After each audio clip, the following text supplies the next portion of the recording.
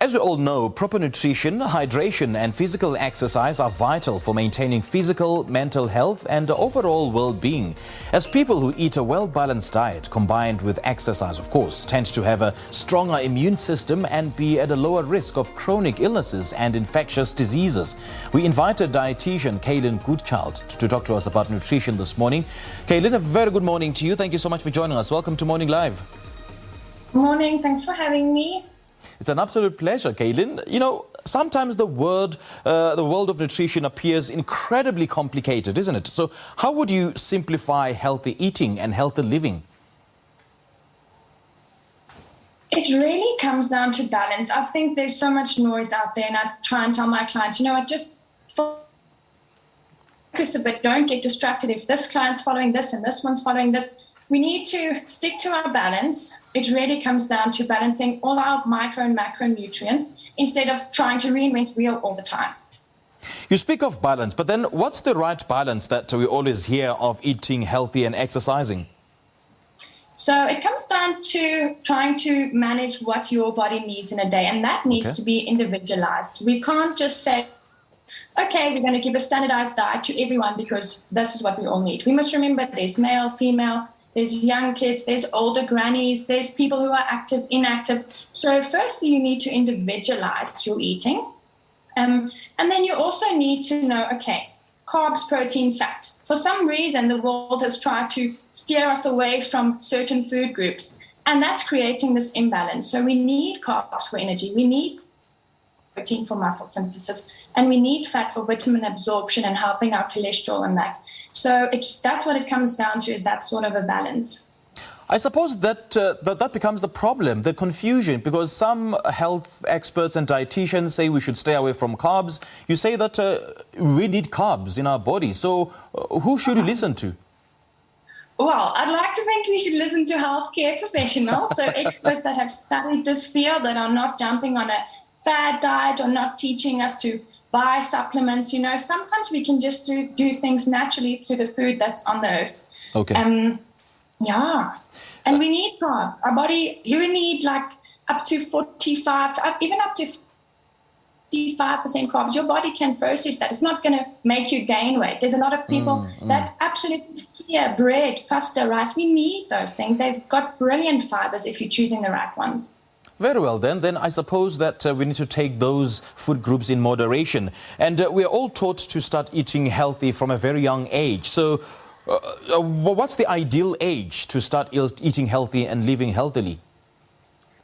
Well, from your day of birth. So from implantation, we're already teaching pregnant ladies, this is what your body needs, this is what your child requires. So we want mothers to already get that right during pregnancy.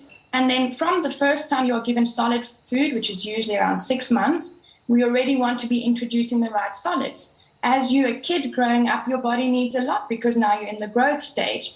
As you, let's say, exercise in your adult years, your body also needs maybe a bit more protein, and the kind of needs change a bit as you grow older. But it's vital throughout your life. Isn't eating healthy a little bit costly, though? And I'm sure you've heard this all the time. Yes, it's going to be costly if you're choosing salmon and avo, but we don't need to be choosing salmon and avo. You can be eating red beans, you can be eating whole wheat bread, brown rice, pilchards. We really don't need to be running towards, the more expensive it is, the healthier it is. Frozen veggies, we don't need these fresh veggies that are just going to get rotten in our fridge overnight or whatever.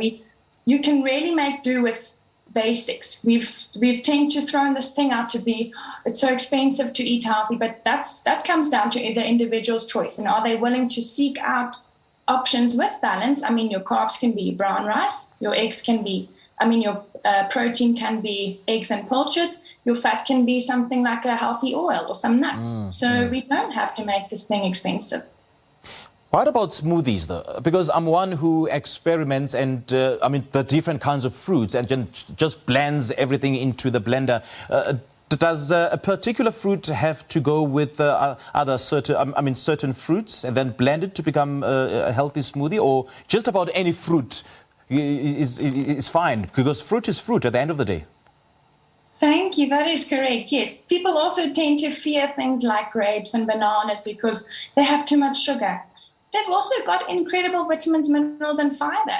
So in your healthy smoothie, a nice way to also bring in some veggies is to put in something like baby spinach leaves or even some beetroot. So then you also get in your veggies for the day, because a lot of clients do struggle to get in veggies at lunch because they're busy and on the go.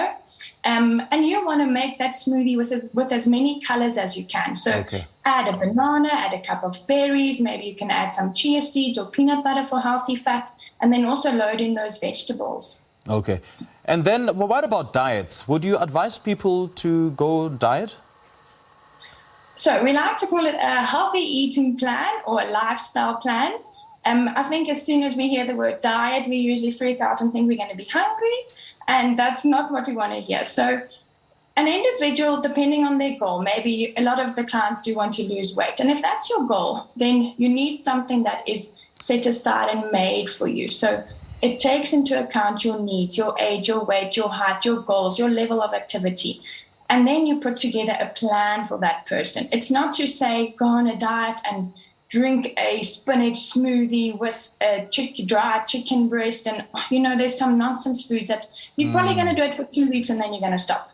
And that would be a diet. We want you to, and I wish we weren't called dietitians. I wish we were called like healthy eating experts or something, because that word diet just throws us right off.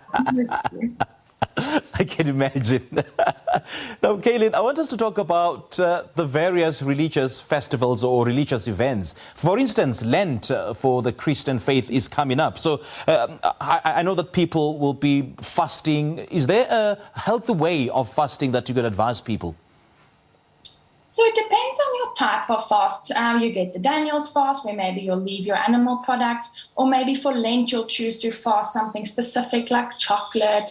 It really depends what type of fast. Maybe you're not allowed to eat certain meats, and that's okay. We have to deal with, this is your religion, or this is a journey that you're on, and this is what you're choosing to do. What we can say is, okay, if there's a real gap, let's say you're fasting vegetables, which I wouldn't advise, but let's say that. Then maybe we'll say, okay, there will be a gap now in your nutrition for those few days. Maybe you need to supplement with a multivitamin or something like that. So fasting as a whole is not necessarily a bad thing. Maybe you're also choosing to fast and eat at a certain time. And if you don't have medical conditions that would hinder that, then you can do something like that. But also, if you are a bit worried and you're taking drastic steps in your so-called fast, then also see maybe a medical expert just to see if what you're doing is reasonably safe. So what's your most preferred mode or method of cooking? Grilled, boiled, steamed perhaps?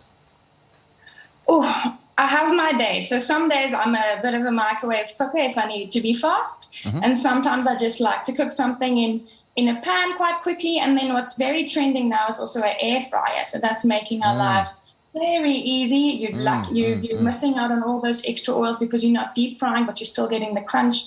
So yeah, various methods. Depends how much time you have. So how then do we creatively make our kids start loving fruit and veggies and start eating healthily at home?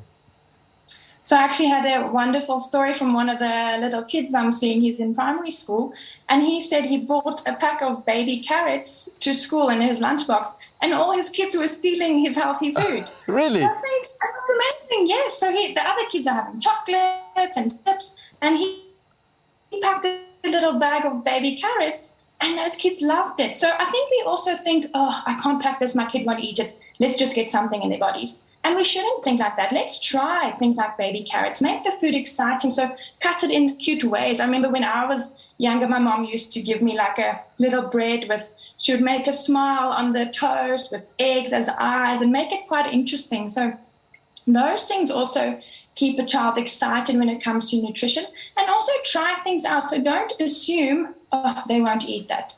We really need to try different things and try it multiple times. Don't just give up on 1, 2, 3 attempts. Sometimes it can take a kid about 14 or 15 times before they can accept the food that you're offering. Tell me about it. All right, Caylin, where can people follow you?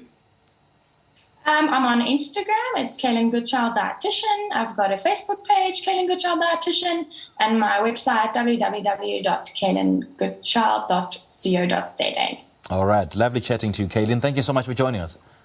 Thanks so much. All right. Thank you. We just spoke to dietitian Caylin Goodchild on taking good care of your overall well-being, proper nutrition, hydration, and physical exercise.